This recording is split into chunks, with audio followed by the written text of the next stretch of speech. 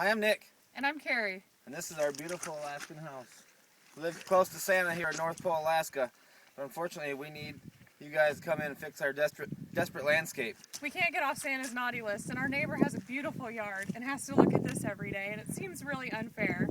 So let's take a little tour. We do have a pond on our property, and this isn't even it. Our pond's over behind our shed. This is our driveway.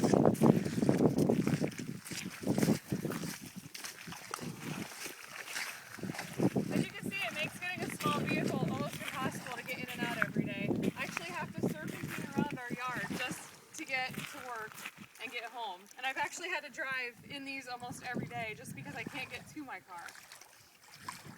We have made some improvements. We did put a planter bed up in front of the house.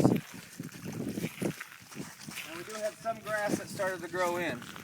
But don't think that our whole yard looks that nice. Most of it's covered with brush, dirt, rocks, and every undesirable thing that everyone else would pull out of their yard.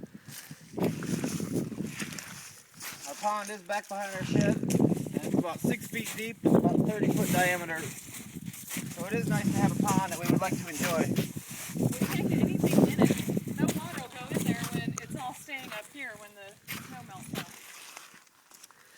Oh my Catherine. Our poor dog has to get a bath every time he comes outside because there's nowhere for him to go that's not covered in mud.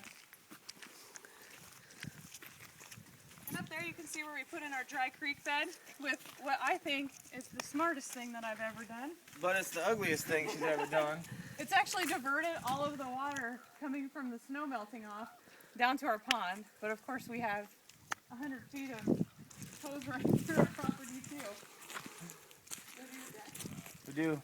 We do have a small deck out in front of the house that's not level and not up to code because there's not a railing on it. And it's also sinking down. So eventually we're going to have to replace the deck as well. There's a small sampling of what our yard looks like too underneath. It's all just rocks and really barren at the end of the day. So when you spend 8 months under snow, you'd like something just a little nicer to look at. We love spending time outside, but it's really hard to do it when this is what you have to look forward to. In the summers we do have 24 hours of daylight in the peak of the summer, so growing grass up here is very easy to do. It's just getting it started and getting everything prepped and actually getting the grass seed down for it to come through. But every year it does come back.